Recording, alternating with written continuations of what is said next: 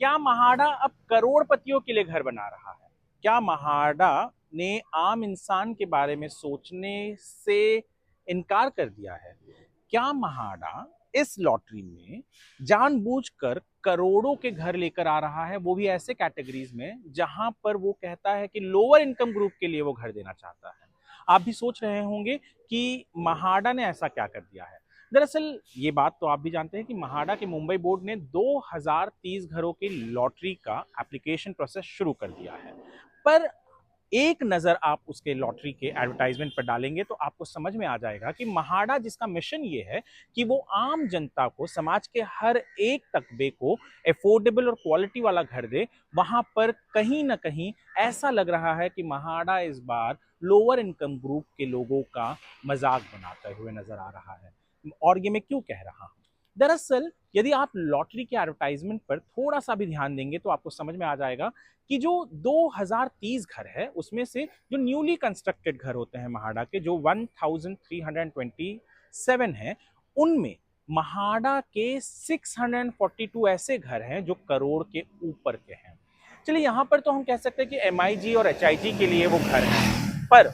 और भी ऐसे घर हैं बाकी लॉटरी में जहां पर लोअर इनकम ग्रुप के लिए म्हाडा ने जो घर रखे हैं वो 2 करोड़ के ऊपर है। उदाहरण तौर पर यदि मैं कहूं तो सबसे पहला जो मजगांव है, मजगांव में लोअर इनकम ग्रुप के लिए म्हाडा ने जो घर बनाया है वो 37.99 स्क्वायर मीटर्स का है और उसकी कीमत 1 करोड़ 3 लाख रुपए है। बोरीवली में म्हाडा घर दे रही है और उसकी कीमत 1 करोड़ 2 लाख से लेकर 1 करोड़ 4 लाख तक है।